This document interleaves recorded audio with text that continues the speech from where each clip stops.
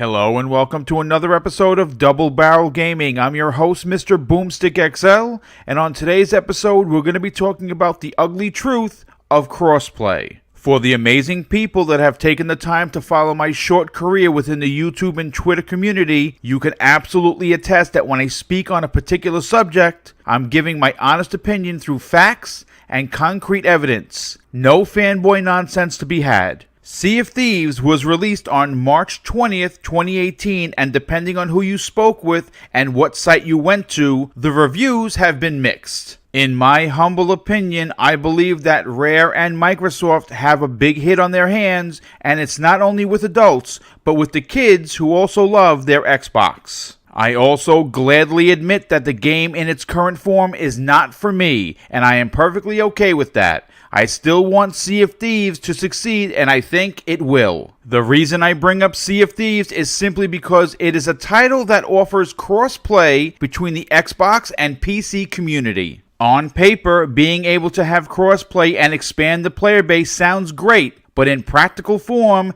it's a disaster waiting to happen, and that's what we're going to talk about today. While discussing Sea of Thieves on this week's episode of M&C Morning that stars Mooch and the Crap Gamer, they told us a story regarding an encounter in what appeared to be PC players. They were attacked and pretty much decimated as the other team warped onto their boat, killing everyone on their team, causing them to lose everything on their ship. When Mooch, Crap, and the other two players attempted to get revenge, they put 30 plus cannonballs into the opposing player's ship. On any regular game, the ship would have sank to the bottom of the ocean, and they would have tasted sweet revenge that day. Unfortunately, that was not the case, and when Crap Gamer went over to investigate, he realized that there were holes all over the ship, but no water was coming in. How could this happen, you ask? Well, it appears the other team were PC players who were using mods to cheat. This is just one story of many complaints that I have read on Twitter and seen people post videos on YouTube complaining about the rampant cheating on a game that just launched a week ago.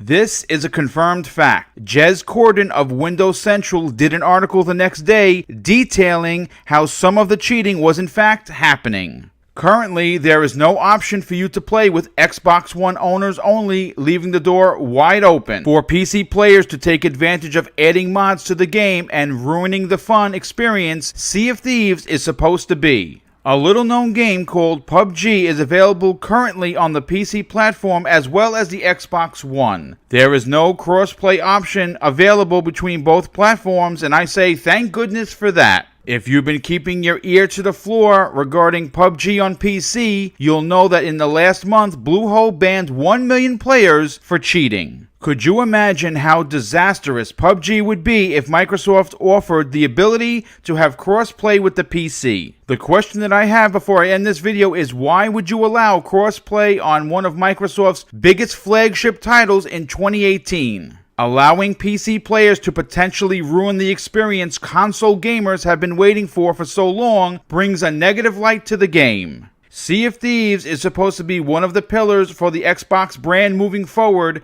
and it's a damn shame to have this negative stigma this early in the game's lifespan. Whether we blame Rare or Microsoft for not having the forethought that cheating could be an issue is something that Craig Duncan and Phil Spencer will have to answer for in the future. Having an option to play with console players only, in my opinion, should be a must on every cross-play game that releases. I'm extremely interested to hear what you have to say regarding this current situation involving cross-play on Sea of Thieves. Please leave all of your opinions in the comment section below. Now for today's community spotlight, and that person is Mon'Challa. Even though he's relatively new to Twitter, he does always have something interesting to say, and I suggest giving him a follow. Like me, he appears to be a big Marvel fan and gets his Twitter name from being a huge fan of the Black Panther. If you go to his Twitter page, he has a list of all of his favorite MCU films from 1 to 18. It's extremely interesting and well thought out. He's currently in the process of trying to be a proud supporter of all three consoles. I hope he's successful in doing so. I always said, you win as a gamer when you can support everyone. His first gaming experience came when he received the N64 along with its launch title, Mario 64.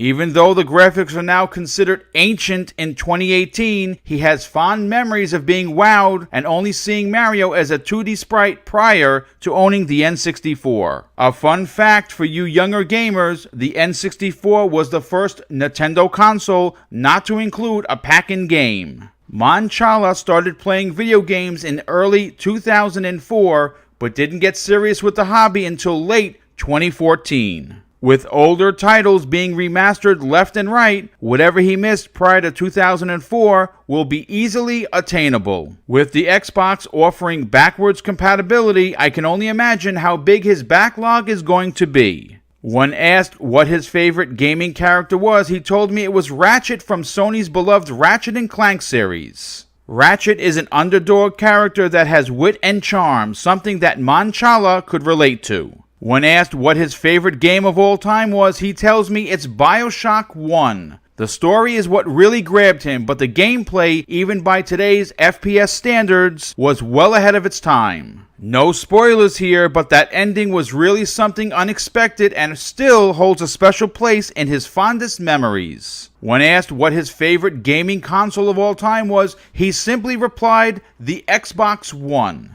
Owning a Microsoft console gave him many opportunities to play first-party games like Halo, Gears of War, and the Forza series. He admits that the Xbox is the only console he's been able to consistently game on, making it the console of choice for him. In a gamer's life, certain titles come along that leave a lasting impression on them. BioShock Infinite is that game for Mon'Challa. Even though it played like other BioShock games, there were new ways to traverse the environment and offered a fresh take on the series. What made BioShock Infinite his most memorable gaming moment was the mind-blowing ending that had him sit back in his chair and just stare at the screen. When asked what his game of the year for 2017 was, I was a bit taken aback by his answer. This is a game that did not show up in many top 10 lists at the end of last year, but according to Mon'Challa, it should have. He explained that Prey from Arcane Studios was phenomenal from beginning to end. It had a fantastic story and art style like no other title in 2017. The gameplay mechanics reminded him of the Half-Life series. Prey was the only single-player game that year he played without touching any other title.